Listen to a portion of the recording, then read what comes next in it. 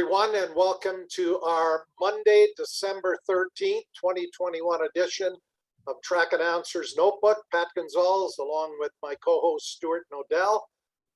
We are honored tonight to have Rupert and Torin Collins from Calgary to talk about hopefully a future superstar in Canadian road racing and maybe a Canadian rider who's going to get to Moto GP down the road. We'll talk about that. We also have Tony Sharpless with the Supersonic Road Racing School to talk about the school, but also about the National Road Racing Championship that she's trying to organize for 2022. More on all of that, but up first, as always, we go to Stuart Noedell and Noedell's notes. Stuart? Yeah, thanks, Pat. I'll just share my screen here. And first things first, Pat, I wanted to mention that I was looking around online earlier today, and Dick Clamford, it's the second anniversary since his passing, and I thought it was fitting as a reminder, since the Daytona 200 will be coming up in the not too distant future, that we'd acknowledge that. Yeah, Dick was such an amazing racer, but also a real gentleman, who, after he retired, of course, it was his vision to create the Daytona 200 monument that you see there on the screen. And, you know, this year coming up will be the 20th anniversary of the opening of that monument. Sadly, as you said, we lost Dick a couple of years ago, but the torch has been taken up by his daughter, Christy, and his son-in-law, Al Charles, along with many, many other people who help out with the event. I know I'm going to be there in March as we unveil a plaque that we put together at the Daytona 200 monument for our good friend, the late Chris Ellis. So Dick has been missed since he passed, but he created that Daytona 200 monument, and it'll be a lasting reminder of not only him, but all of the other racers who ran and won on the beach. And of course, there's lots of plaques there from various racers from since 1961, when the 200 moved to the Speedway. And then another Daytona 200 news, Pat, I also learned very late yesterday that Steve Crevier is going to be going to the Daytona 200 alongside Darren James, but that's just in a role, I think, to help Darren aboard that attack Yamaha R6. Okay, so Crevier's not coming out of retirement, but is going to be part of the crew. I know Steve and Darren are good friends, and Darren's got to be really excited about getting on a brand new R6 for the Daytona 200. And we'll be following the lead up to the 80th running of the Daytona 200 every Monday evening here on Track Announcer's Notebook. And we'll have a bunch of preview shows of the 200 coming up in January and February. And then on another sad note, Pat, the passing of Donnie Peterson, we learned of earlier today. I don't know when the passing took place, but I just learned of it earlier today, I should say, at 76 years old, well known in the Toronto area at HT Cycle. Yeah, Donnie, I believe, passed away on Saturday. He, of course, owned, as you said, heavy-duty cycle, and won 3 international awards for some of the technical books that he wrote, really focused on Harley-Davidson motorcycles. And then in further news with regard to the Moto2 Championship, and most notably American riders Cameron Beaubier and Joe Roberts, there's going to be a new series starting tomorrow on MotoGP.com, following the behind-the-scenes look of both Joe Roberts and Cameron Beaubier. So I thought that would be a piece of information people might be interested in following. Yeah, indeed. Some of these shows that some of the streaming services have picked up, I think, go a long way to promoting the sport, and hopefully we'll see a lot more of that with motorcycle road racing. And then there was racing this past weekend, Pat, as we do get closer to the end of the year, and the Bagger Racing League had their finale of the year at Sonoma in California, and the win went to Shane Narbonne in the Bagger GP category. Yeah, Narbonne, of course, outstanding rider from the New Hampshire area, has run in the Daytona 200 before in CCS and Azure Racing, but I believe he's up on a Harley Davidson. And I think it's really just the tip of the iceberg in terms of bagger racing. Moto America has announced the kickoff to their 6-round bagger series at Daytona. And we'll see, particularly this year, just how popular this bagger class becomes. But I think it's good for the sport. It brings in a whole new fan base that'll also get exposed to all of the other classes. And then I saw this new concept by, I guess it's not that new, but there was a story in CTV News about Damon motorcycles, and they're actually being manufactured in Surrey, BC. And with all the talk of the electric vehicles, they're really expecting a rapid rise in through the industry. Yeah, Damon has really, taken a big step with the facility that they built there in Surrey, BC. I know Vancouver is going to be hosting a Formula E round. I think it's around the Canada Day weekend. And I would think this electric motorcycle would fit into that. Wouldn't be surprised to see them with a big presence at that event. But that's where the whole world's going. Just one of a number of e-motorcycles. And as well, last week I read where Ducati is going to be building the electric motorcycles that they're going to be racing, I believe, in 2023. So lots happening on the electric motorcycle front. And then the only other news, Pat, was the American Flat Track Series has announced that they are kicking off their series at Daytona at Volusia County Speedway. Yeah, that makes sense. Of course, they did try the Daytona TT for a number of years, but now they've gone back to Volusia Speedway that has hosted so many flat track events over the years. I think a good move. They'll be running there Thursday and Friday night to kick off the American Flat Track Championship. And then it brings us to our featured guest tonight, Torin Collins and his father, Rupert. And of course, Tony Sharpless, of course, is going to be joining us to talk about her supersonic road racing school as well, because it all ties in to our conversation here with Torin and his dad.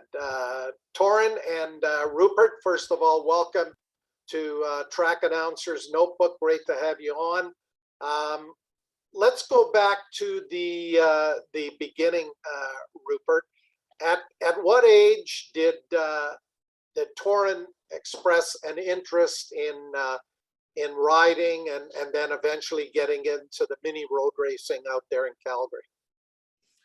So at 5, I put Torin on a Honda CRF 50 with the AMRA, which was a go-kart track, Alberta Mini Road Racing Association. They had a track close to Race City, and I was going to the AMRA. I was doing just some training because I used to race with the CMRA, and put Torin on a bike, and he seemed to enjoy it. And then he entered a couple of competitions, and then I think when he was 6, he competed provincially, and then 7 was involved nationally, and just seemed to enjoy it. Seemed to be pretty good as well, and it just carried on from there. Did he gain those road racing skills from you? Because I think you may have raced in England before you came over to Canada, and was racing there at Race City for a few years. I would like to think that his skill is all due to me, but I would say that it's probably not. I'm sure I helped him along the way, but his seems to have certainly surpassed my skill level. But yeah, I encourage Torin. took him along to the races. And when he moved out of youth at 9, then I stopped racing, mini road racing, and I just supported Torin. But yeah, I raced in the UK, just some club racing before I came to Canada, and then I did some club racing in Calgary as well, in the Ducati Cup, and I used to ride a Ducati 749R. Okay.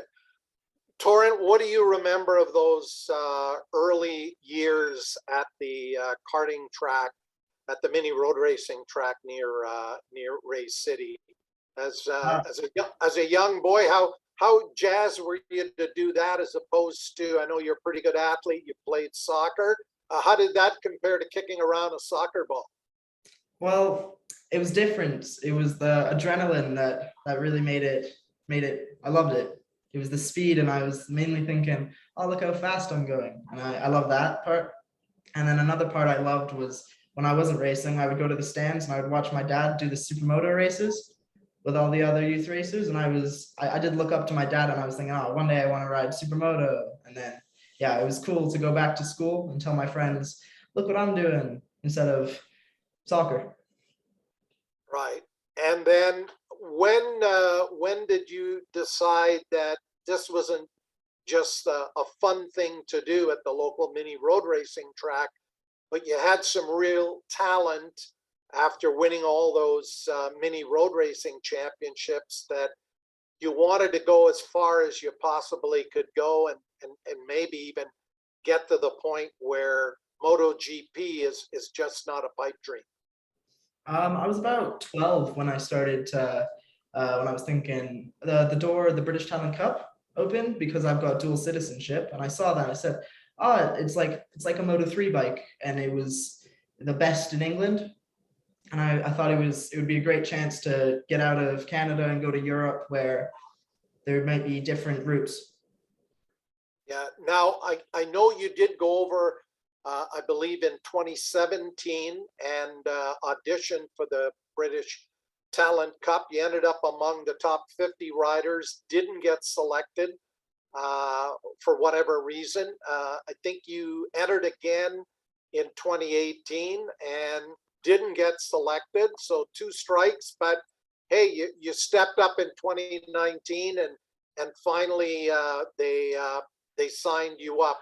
What was that first season like in 2019 for young Canadian rider going over there, and I guess running on tracks that you'd never seen before? It was definitely a challenge, because it wasn't only the tracks, it was the bike. The bike was a lot faster, and it wasn't like anything I had really ridden before. So it was a bit of a shock to get on the straight. It felt like, it was like, whoa, I got on the straight. It was a lot. And then the more I rode, I got more into it, and I started to realize, oh, I'm actually not so far. I'm not at the back. Mid pack. I might have a shot at this. And then towards the end of the season, I was making progress. I qualified 5th at Snetterton, which was up with the championship fighters. And it was great. I did have a crash, which wasn't a pretty big crash in Czech Republic with one of the races, and it kind of shook me up a bit. But it was a challenging season, but I learned a lot. Rupert, when you guys were discussing what path you were going to take, why did you go to the British Talon Cup as opposed to looking at something that was a little bit closer to home, like Moto America Junior Cup? Great question. Torin was riding a Marawaki, and also a production bike, and the British Talon Cup, it seemed it was the road to Moto GP, and it seemed to be for us the right path. Moto America, we were still a bit coming from Canada. There would be expense going to trailing around in Moto America, and we weren't quite sure on that. And so the British Talon Cup, it was what at the time it was a championship that was all paid for apart from our own flights. So from a cost point of view, it was relatively inexpensive, and they had some real quality instructors. the suspension. It was, to me, it was a little bit more high profile, and it was more of the route that we wanted to go to Europe. I see. And then after the season there, the last two seasons in 20 and 21, you know, among dealing with COVID, you guys go to the European Talent Cup. How much of a step up was that in terms of the tracks you were on, the level of competition, and I'm not sure if they were running a different motorcycle in that series?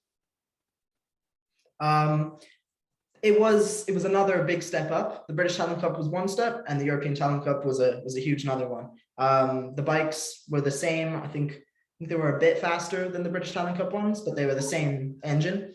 And the amount of riders was insane. There's about up to 50 riders every race weekend, and only 32 get to actually race. So you're not only qualifying for a position on the grid, you're qualifying for a position to race.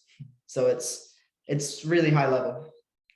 Yeah, and at most of those, I assume year one was a little more difficult because you were learning the racetracks, but it looked like you were consistently in the top 20, top 25 in qualifying. And how intense was the competition? It was in 2020, the level was very high, and it was difficult to keep up with the pace, and I was often finding myself like I'm way off the pace compared to all these other kids. And towards the end of the season, I saw that I'm getting better. And then 2021 hit, and in the tests, I was about 2 seconds faster at all the tracks. I was thinking, this is good, but the level made another huge step. So the positions look very similar, but the times at every single track, I'm closer to the front, and and my times are faster than 2020. I want to bring Tony Sharpless in here, Tony, and you'll have to just unmute for a minute. You've heard Torin talk about the path that he has taken, starting with mini road racing in Calgary, and then moving to the Talon Cup series. Talk to us a little bit about your vision for providing maybe a path for budding Canadian road racers and starting to develop their talents at an earlier age with a different kind of a program compared to what Torin has done. It sounds like when he got over there, he was a little bit behind, and Torin, you can confirm that, where some of these British and Spanish and young riders, that they have a more structured system to bring out the talent in these young riders at a much earlier age. Yes. Well, Sorry. Go ahead, Torin.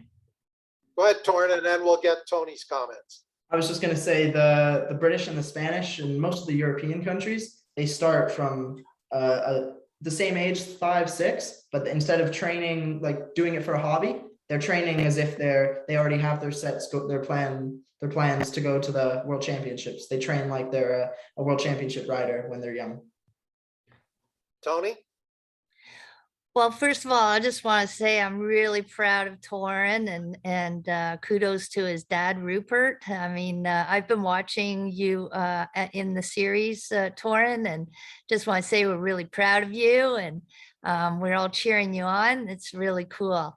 And he got a really good base out west. The mini moto clubs that are out west have done a fantastic job breeding some new road racers, and Torin is an example of that. And you know, the clubs really put on a good job out there to give the kids lots of track time and lots of race time, and hone their skills. So that's where I looked at that, and then wanted to provide an opportunity for kids like Torin and younger than him to go to the FIM World Series, which is really new. The first World Series just happened a month ago in Valencia, Spain.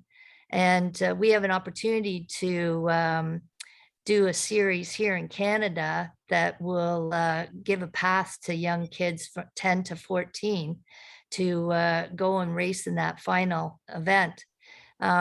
You know, it's not going to, we're still, Pat, we're still a few years behind even the US, and the US is behind the Europe. And the racing that Torin has done in the British Talent Cup and then in the European Talent Cup, I mean, he's like gone to Moto GP compared to what we've got going on in North America. So you know, in the mini levels. I just really proud of them, and you know, we wish you all the best on your new team and in Moto 3 next year. And Tony, I know it's been difficult getting the Supersonic Road Racing School rolling, and I believe this Wednesday you're going to be sending out a survey to gauge the level of interest in creating a national mini road racing series with maybe some races here in the east and some out west. What do you see, maybe not this year coming up, but as we look over the next 5 years, what does that perfect ladder look like for young riders like Torin, who, you know, starting out at 5'6", can do the mini road racing, but it sounds like that's just the start. That's maybe year one, and they need to get onto these Ovale bikes so that when they do get to the Talon Cup, they've got a stronger foundation of road racing behind them. Yeah, I'm interested, Pat, in building a strong ladder for the kids in Canada. Right now, we don't have that ladder. There's a lot of gaps. You know, like I said, out west, they've been doing a really great job with the mini moto series. Each province basically has a really strong club and a good following. But then there's a gap, you know, from where the kids go from there. You know, they can't jump on a R6, you know, and go to Mission or to Edmonton. So, you know, there's a gap, and I'm just interested in building, and of course there isn't any mini moto racing in Ontario. So once I noticed that in Quebec, that I needed to help fill that void and build, if you will, a Canadian road to mini GP. So that's what my focus is, and that's what we're trying to put together. And started off by doing the school, the Supersonic School, which we launched this year to help try and build up that rider base. And then we're going to have some series that will help as a feeder to the Mini Cup, to the Canada Mini GP Cup. So we're trying to put that ladder in place and get our champion over to Europe to contest in the World Series. What kind of numbers do you need in terms of parents who've got a young rider who's maybe started out in motocross and is interested in going into road racing? What's sort of the minimal level of participation that you think you're going to need in order to move ahead with the road racing, mini road racing championship? Well, it's pretty simple, Pat. The FIM rules and regulations say that I need a minimum of 15. So that's what we're looking for, is 15 riders. And then we can make a go of it. So as you mentioned in your introduction there, we're sending out campaign on Wednesday just to kind of gauge the interest in it, and you know, we'll go from there. So we're building still, and we're still talking to a lot of people and putting things together. So we're pretty far from being able to you know, give details at this time, but there's still a lot of hurdles to get over, and you know, we'll start with seeing what kind of interest there is out there. Rupert, I want to talk about the family commitment, because in preparing for tonight's show, and I had spoken to Jonathan Finn in the past, but sadly, when Jonathan got to be 16, and his family had invested a lot of time and money to get him as far as he could go. He realized that to go beyond where he was, he just did not have the financial resources to do that. If a family does have a talented young rider like Torin, what is the commitment financially and otherwise to really move things forward? Because I know your wife spent most of this year over in France or in Spain with Torin. Yeah, the commitment's quite big. If we had a mini road racing scene in Canada, and if we had a North American mini cup, and if we had a North American talent cup, then the cost to get there and it would be a lot less. And that's something that we missed. And that's one of the reasons why we opted for the British Talent Cup, because the cost was less. So then going to the European Talent Cup, you're paying for a full-on team. You're paying for, in Torin's team, NTA, we had a semi-truck, we had a mechanic, you had 2 mechanics, a suspension guy, complete spares. Like, you were getting through 4, 5, 6 sets of tires per round. And then you have all the training. So it was the commitments. What we were doing is we were flying there, staying for a week, and then flying back. And we just weren't getting, I found that Torin wasn't getting adequate training because of the availability of kart tracks.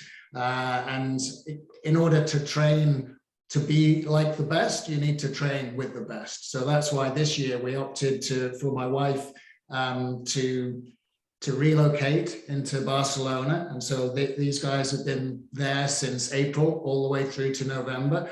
I mean, COVID helped in a way, helped make the decision to stay just to limit travel. But the commitments that for a family, it's pretty big. We're apart as a family. Torin's apart from his friends, where he's training. It's almost like a full-time job when he's there. He's doing his school online, and he's doing flat track, MX, fit cycling. It's training 3, 4, 5 times a week type of thing. And in terms of finance, it is draining. I mean, we've without throwing numbers around, we've had to remortgage the house, for example, to go and help Torin with his dream. And we're fortunate that we're able to do that. So what my recommendation would be to try and find every avenue possible to try and ride with as much as you can with the best people that you can. And yeah, it's a drain emotionally, financially as well. Yeah, indeed. Tony, anything there that you heard surprise you about when you were looking into this and trying to create a better program here in Canada? No, these guys know exactly what the scene is. They're well versed in it, probably more than I am. What I've learned is by talking to people and Google searches and going out there and creating a school and getting familiar with the bikes. But these guys have been immersed in it for years, and I think they're the voice of the authority at this point.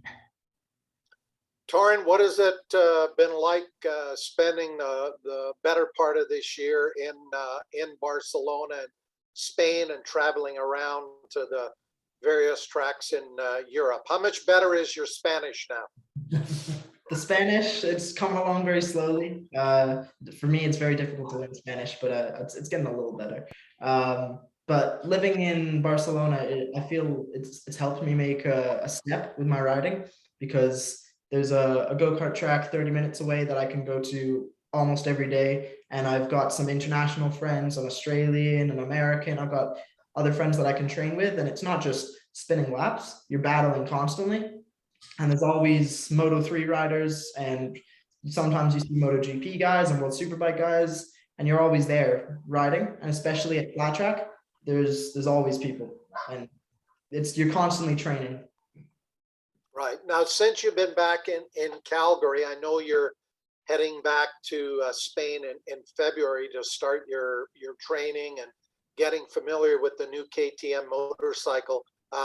What's been your training regimen since you've been back home in Calgary? I've been easing into it a bit because I guess it's my off season, my time to relax from the bikes. But I do go to the gym 3 times a week. I do stretching at home probably 2 times a week, and on the weekend, right now we're doing motocross with some studded tires. So some riding, but a bit more mellow. I want to go to Stuart Noedell, because Stuart, I think we've got some questions in the Q&A. And again, for all of those who are with us tonight, feel free if you've got a question for Rupert or Torin, or if you've got a question for Tony Sharpless about the Supersonic Mini Road Racing Championship Series that she's hoping to launch in 2022. Get on the Q&A and we'll get to your questions. Stuart? Thanks, Pat. I've got a couple here. First, we'll go to Torin. And the question is, what are you looking most forward to about living in Spain and racing in Moto 3? And are there any riders you're really looking forward to meeting or that you look up to? I'm really looking forward to next season on the Moto 3. I've already done one test on the KTM and I loved it. I fell in love with it the first time I rode it. It fits my riding style and I like the power. So I'm really looking forward to that next year. And living in Spain, it's really good because you're living in motorcycling. You're always training. So I love that. And a rider I really look up to is Jack Miller. I love how he's funny too outside of the track. So I look up to him. I try and be nice and humble, but also funny when I'm talking to people. And I think he's a very good rider too.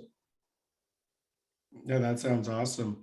And then the next question is for you, Tony, is with the strong lightweight and junior cup level racing in areas like even in America with the CCS, is that something that you could do to promote bringing riders maybe up from America to get to that 15 rider capacity that you're looking to hit for next year? Oh, that's a smart viewer. Yes, of course. We've been talking to the US and I think I have speed dial with Brandon down in the States. He's the one that's set up the mini cup with the Moto America. And then now he's done the North American Talent Cup. He's got that rolling out for 2022. Yes, of course. And Brandon would like to collaborate, have some pro-ams or can-ams. So yeah, we've talked about that. So that's a possibility for sure. And that's it, Pat, for now. Okay.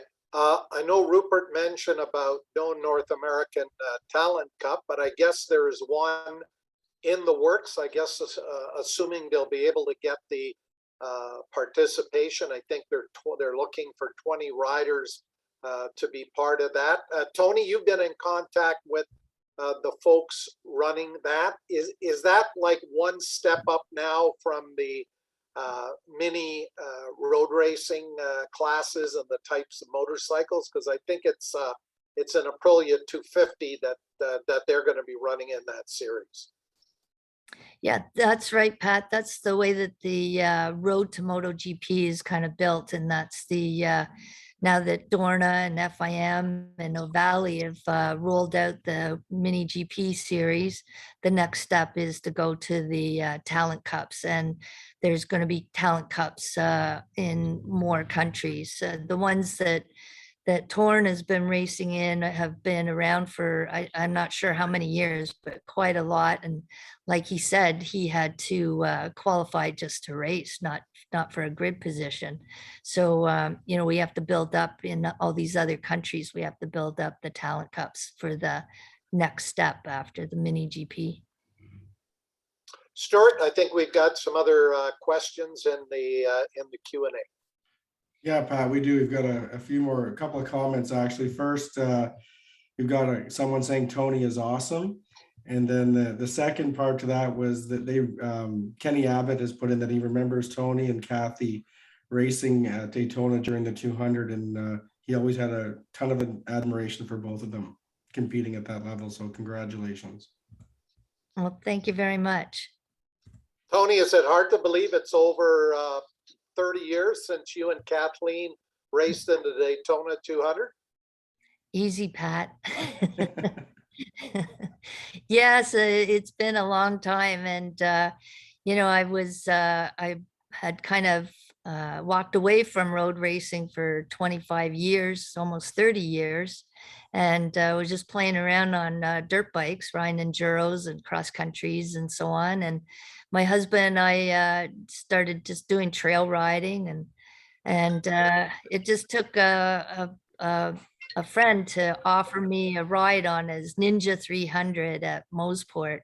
And I went out on it, and Torin, you'll probably laugh about this, but I was used to racing super bikes and having lots of power. And when I got on the Ninja 300, I came into the pit and I said to Jamie, my husband, I said, man, do I ever suck? I can't make this bike go fast. There's no power. Like, so I was really intrigued. I said, we got to buy one. So, I bleed blue. So we bought an R3, and then I learned how to race, really race. I feel that I've really learned how to that momentum game. And I know, Stuart, you're a king at this too. So I just love it, and I was just enthralled with it. And we looked around the pits and saw that there was like a lot of old people like me. So Jamie and I said, the sport is not going to last if there's just a bunch of old people like us. So I said, yeah, you're right. We need to do something about it. So that's kind of how we came full circle around to buying a bunch of mini bikes and creating the Supersonic School. Stuart, anything else? There's just one more, and it's just more of a question, I guess, for Rupert and Torin, is how do they get into Spain? The logistics of it, with now the fact that Spain or UK isn't part of the EEC is it like a working visa, or like what are the logistics like going into international countries? So Torin's Canadian, I'm also Canadian. I have dual citizenship. We both have dual citizenship. So when we travel to Canada, we're traveling as Canadians. Torin races as a Canadian. So the British part, yeah, it's if we were traveling, if Britain was part of the EU, then we would be living there pretty much as a British citizen. But because Britain isn't part of the EE, we can go and race just as a normal citizen. But in order to stay in Spain for for such a period, you need, just like anybody, any person, you would need, if you're there for more than 3 months, you need a visa. And so my wife is able to have a non-lucrative visa, which allows somebody to go into Spain and not work, basically. So she's living with Torin, helping Torin. Oh, interesting. All right, Pat, we're all clear. Go ahead. Rupert, after running with the MT8 team the last couple of years, how did you decide on the AGR team that those were the guys you wanted to, as you move up to Moto 3, that was the group that you wanted to work with? Yeah, great question. So the manager of AGR is a guy, Anscari. He also runs 111 Management, which is a trade. Basically, it provides services for international and national Spanish folk for training. So we'd sort them out, and we were using Ansgari at 111 management for Torin's training in between races towards the end of 2020. And then we were in discussions with him, and Kerry and my wife and Torin are living in the same village as the team manager.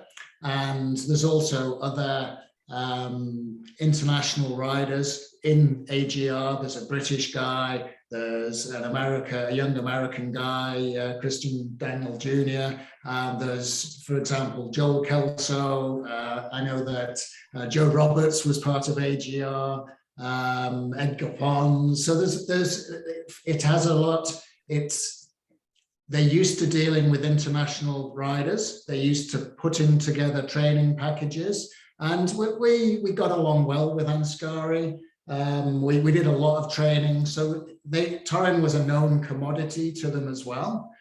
So you still have to try out for teams, and they have to accept you. And because I think that knowing the team and just understanding how they worked and how they've helped to place international riders in Moto GP, in Moto 3 and Moto 2, for example, helped us decide on that team, and also the faster you get, the better you get, the more you progress, the incremental, you're looking for every possible advantage or gain. And so you need a rider coach at the track. And so we really wanted a team that had a rider coach that would help, that would be available for training sessions, things like that. So there was lots of little bits. We liked how he operated. Ansgari was able to give us a good deal. I liked his vision to do with sponsorship, and he had a 3-year plan basically for Torin. He'd said this is how we think things would be going. The first year it would be a learning year, and we would expect him to be at a certain position, and then following on. So. And I think the other piece was the team. They have placed that they did ride internationally in the World Championships, so they know what's required. But the team doesn't have an interest in it at the moment, so they're trying to help develop people. That's really what it is. Right. And Stuart Noedell, the team manager, I want to just quote what he said about Torin. We believe Torin is a rider that has not shown the potential yet. With our experience and his will and effort, we believe he can learn very fast in the new category. Torin, where do you think you are right now, and how much better do you think you can get with this new team and a new bike that obviously your first impression of the KTM is you really love the motorcycle? Well, I feel it won't be easy to do it's a difficult competition, so it won't be like that. It'll take a lot of hard work and effort, but being on the European Talon Cup bike, it's a relatively small bike made for small kids, and so I'm not a small guy, so I had a bit of a size disadvantage. Whereas the Moto 3, you see lots of adults in Moto 3, there's lots of 20-year-olds, so you don't see any 12-year-olds on it. So it's a bit more easy for bigger riders in that competition. So I feel that will help me, as I won't have so much of a disadvantage in that part. And with AGR, I've seen, because I know them quite well, I've seen how they work with other riders, and I see how they work with the rider coach and the data, and it just works very well. So I feel I'll be able to show my potential with them. So yeah. How tall and what do you weigh right now? The last stats I saw were 5'9" and 140, but you're a growing young guy, so I imagine those numbers have both gone up. Surprisingly, no. Actually, I think I I might have stopped. Well, in Spain, 5'9", I'm like in ETC, I was probably the second tallest rider in it. And so in Spain, that's quite tall versus in North America, not really. It's pretty average. But I feel like I'm not a big guy, but compared to the Spanish, I'm a big guy. So yeah. Indeed. Stuart, I think we may have another question or two for Rupert, Torin, or Tony. Yeah, thanks, Pat. Actually, the question was pretty much on the subject you guys were talking about regarding Torin's height. And the question was just, does he find that there's an advantage or disadvantage with your height while racing? There's some parts there's an advantage. Being bigger, you're able to throw the motorcycle around easier. But coming out of the turns, if you're heavier than the smaller riders, you can get on the gas at the same time, and they'll still probably have a bit more on the exit and on the straight too. It's harder to slipstream. It's not a huge disadvantage, but it's on these lightweight bikes. It does make a difference. So yeah. Torin, tell us a little bit about the KTM and when you were able to ride it. How did it feel and perform compared to, like, I think you rode a Honda 250 some of the previous years, and you rode the Milwaukee, and you've been on a bunch of different motorcycles. Is this the most powerful of the machines you would have been on to this point? I've ridden an R6 before. So probably on the exit of the turn, the R6 has more speed, but if it's like a stock R6, there'll be similar speeds, top speed with the KTM. And comparing to the NSF 250, the brakes on the Moto 3 bike are a lot bigger because they're double disc. So they've got, basically, I almost flipped the bike first time going into one of the hairpins.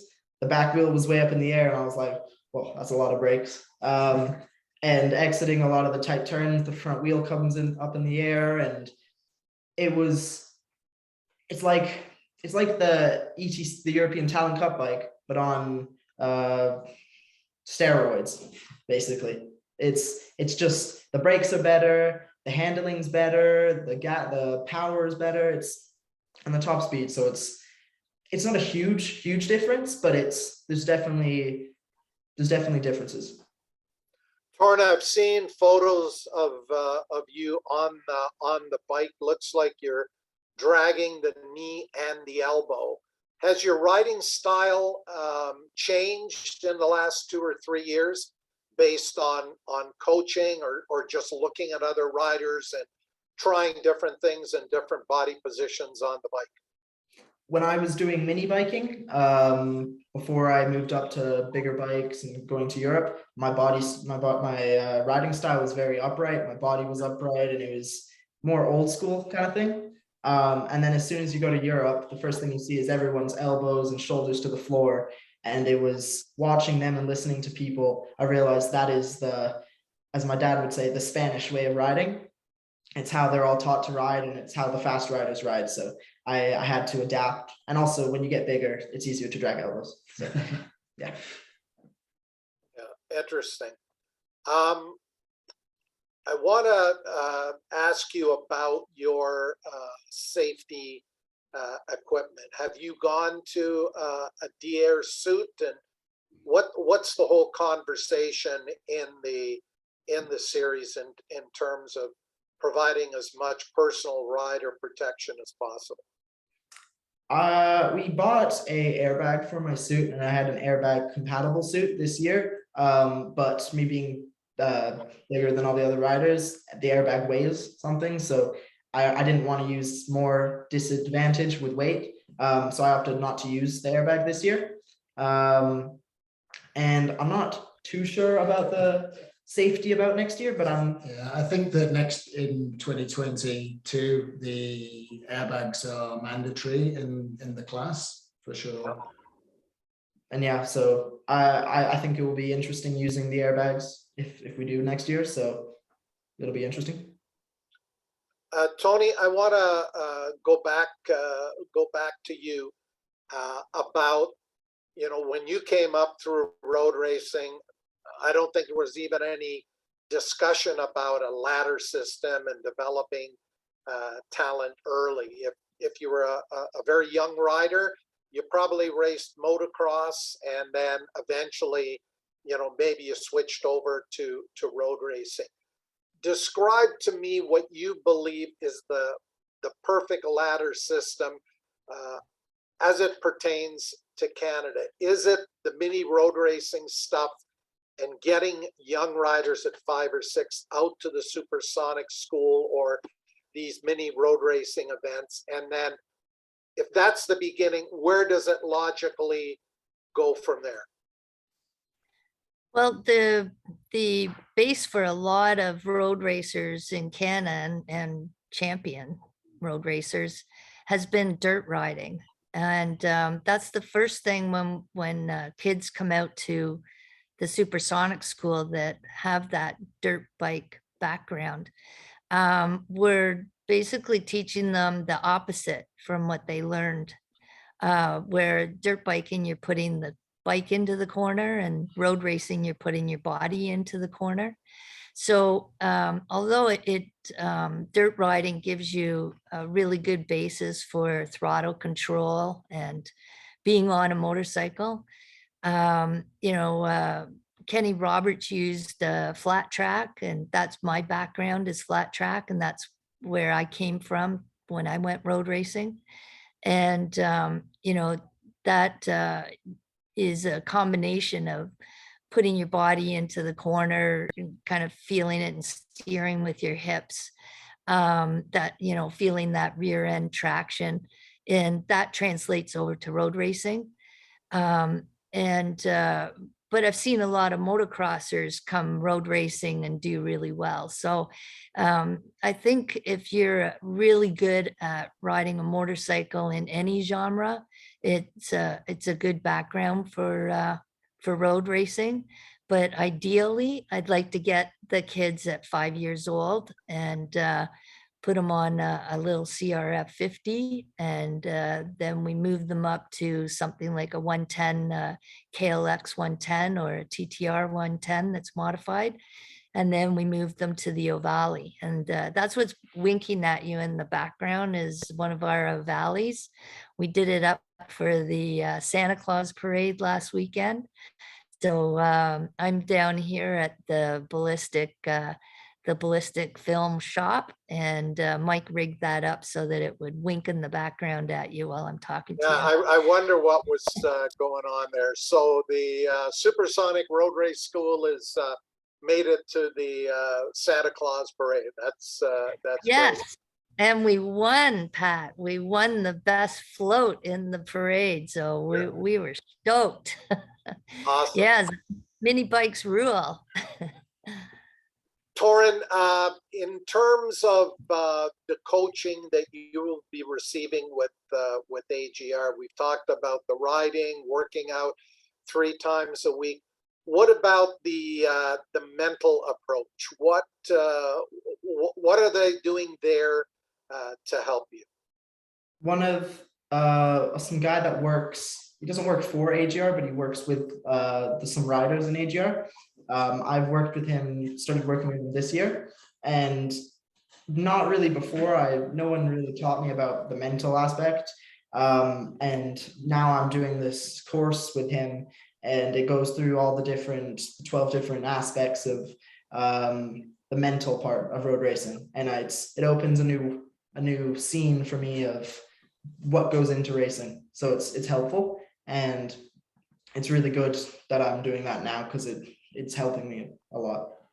Yeah. So how is that mental preparation changed before a race for you? Like, are you playing music? Are you trying to clear your mind? Are you focused and visualizing? What is that part of the preparation like for you right now?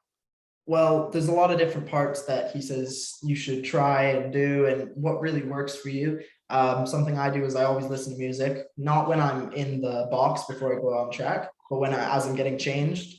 And it's not to calm me down, but it's to hype me up kind of thing before I go out. And then before you even think about getting changed, you have these ball exercises, to help activate both sides of your brain. and then almost every single rider looks at a track map and visualize before you go out and track. And I do that as well. And so there's all of it that goes together, and it's like a puzzle. If you get it all together, it helps you. And how much have you used video games or other aids to try to learn some of the tracks that that you're going to for the first time, particularly when you moved up to the European Talent Cup? I'm a pretty hardcore gamer, so I like to play games a lot. And so the first thing when I heard I was going to Valencia and Aragon and all these different tracks, first thing I did was play video games. And it actually does help, because nowadays the video games are very realistic. So I was able to nail down the whole Valencia circuit from video games. I want to bring Stuart Noedell in here. You guys probably haven't heard too much about Stuart Noedell, other than before he got into his real estate career, or maybe while he was going through his real estate career. He was a pretty good 125 and 250 Grand Prix racer. Actually finished 9th in the Daytona International Lightweight 250 race. I saw a little article on that a week ago, and I sent Stuart the note. Stuart, from your perspective as a former racer, have you got a question maybe that our guests have not, and I haven't asked tonight, of Torin and his dad? Again, I think for me, Pat, was you kind of went down the path of the mental side of the preparation and the commitment to go racing. I get to talk to lots of different racers, and I don't think they understand what commitment to racing is. And certainly Rupert and Torin and their family, they do understand that. And it is a huge commitment. It's very admirable to watch them do what they're doing. And then having Tony on, I guess my biggest question is, how do you even see the infrastructure? You can see the various ladders of how you're connected to various racing teams at various levels. And timing is obviously everything. And the financial commitment's huge. Do you have to bring, when you talk about sponsors or support, are you able to bring in your own outside sponsors on board with the team? Or is it just you buy your spot into the team and you have to, go along with what they have? Do you want me to answer that? Sorry, it's pretty long-winded. No, that's good. So yes, the answer is yes. You can bring your own sponsors. There is you buy a slot on the team, as you've said. Depending on how much sponsorship that team gets, that will dictate the price that you pay, and then the team can either help with getting sponsors. For example, Torin will be sponsor. We'll have a suit sponsor, a helmet sponsor, a boot sponsor, a glove sponsor next year. Whereas Bickle Racing, for example, they're helping. They've always helped Torin out with knee sliders and such like. So that's something that we're bringing to the table.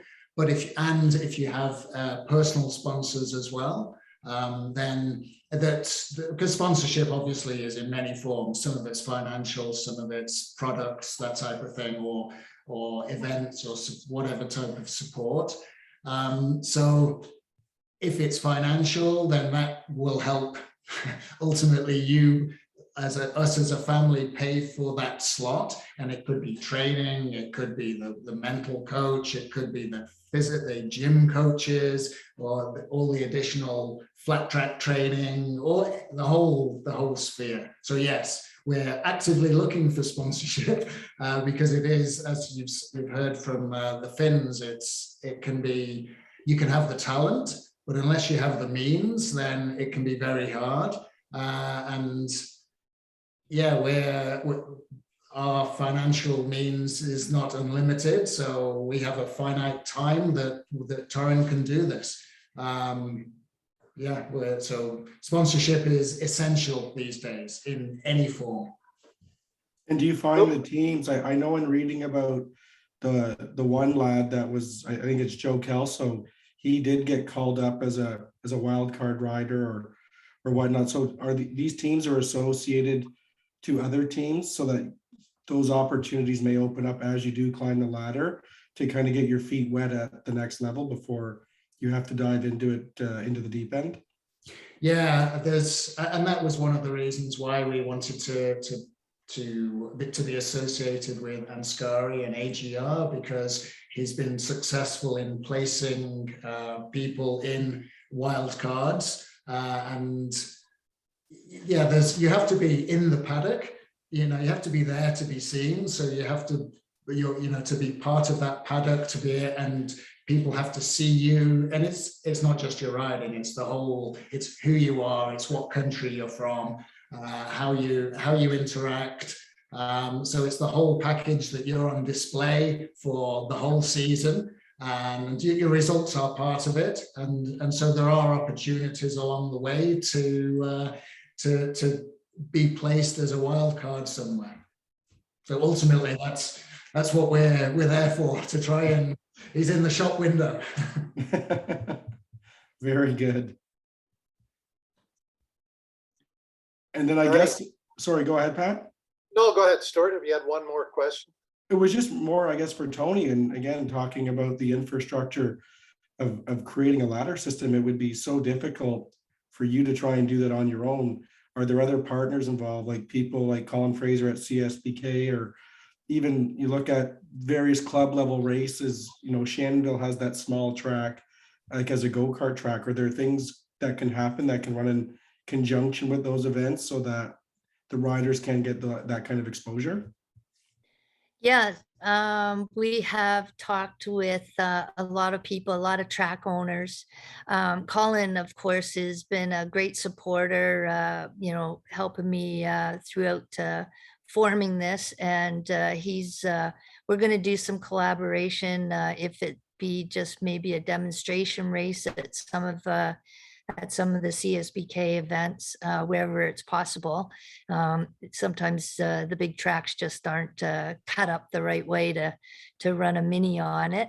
But yeah, Colin has been very helpful, and we're talking to people on the car side as well, because they have a lot of experience running different formats of racing. So we're looking at, a Rive and Ride format. So there's a lot of different avenues that we're looking at right now to finalize still. So the new year will bring a little bit more information. And Tony, hopefully your survey that's going out on Wednesday will get a great response, and you'll sign up those minimum 15 riders and get this series going. Stuart, I think we've got one more question before we wrap up tonight's Track Announcer Notebook. Yeah, this last question is for Torin, and is it, what would be your bike or dream class, or what would be the bike and class that you would dream to race on around the track right now? I think at the moment, my goals, aligned with my goals and my dreams, it would probably be like a KTM Moto 3, but in the World Championships, with all the complete pros and everything alongside Moto GP and everything like that. That would be probably my dream. And if that happened, the future would hopefully lead into Moto 2 or Moto GP. So yeah. All right. Stuart, I just want to mention that next Monday night, we will be doing a Canadian road racing year in review of 2021. And then the following Monday, Stuart and I are not taking the holidays off. We'll be back with a review of Moto America and World Superbike and Moto GP and all that good stuff. So next Monday, December 20th, the year in review for our Canadian road racing scene. We're going to have announcers from BC, from Nova Scotia, as well as Frank Wood will be joining us. And then we'll have our international show on December 27th. Just want to get that in so you can tune in over the holidays if you're going to be around. I want to thank Rupert and Torin for coming on and sharing your story. I do want to mention John Bickle Racing that you mentioned there. he has been a great supporter of young Canadian riders venturing over to Europe. He supported Jonathan Finn, and I know he's been backing and supporting you guys. John, one of the good guys in the sport. Tony Sharpless, I want to thank you for providing the Christmas lights on the O'Valley there to give us a little bit of a holiday feel to the show tonight. And all the best with the survey on Wednesday, and we'll be catching up with you, I'm sure, in the new year as you hopefully launch that National Mini Road Racing series, and then of course start rolling out all of your regular Supersonic Road Race School events. Thank you, Pat. And I just want to thank Torin for representing Canada and doing a great job. And we're going to be cheering you on. And John Bickle actually helps out Supersonic School too. He gets all of our leathers in shape so everyone can be safe out on the track. So he's definitely the man behind the sport. So Rupert and Torin, happy holidays, Merry Christmas, all the best, and Track Announcer's Notebook will be following your progress and your results throughout 2022. Feel free to send us an email about any developments with your program. All the best. Thank you very much for this opportunity to be on here. Yeah, thanks. So that'll wrap up this edition of Track Announcer's Notebook. Thanks to everyone who joined us tonight on the podcast. Our thanks again to Rupert and Torin Collins, to Tony Sharpless, and to my co-host Stuart Noedell. Stuart? Yeah, thanks, Pat. This was a great show, really fascinating. I'm still passionate about Grand Prix racing, and it's great to see Rupert and his son Torin doing what they're doing. So I wish them all the best. We will record the show and upload it to our YouTube channel by Thursday. So anybody that's out there, if you haven't subscribed to the channel, please do so. You'll then be notified anytime we do a new video. And if anyone's out there and wants to support a young up and coming Canadian international star, reach out to us and we'll put you in touch with Rupert and Torin. All right, thanks again, everyone. And we'll see you back here next Monday night at 8 p.m. Eastern as we do our year in review of the Canadian road racing scene.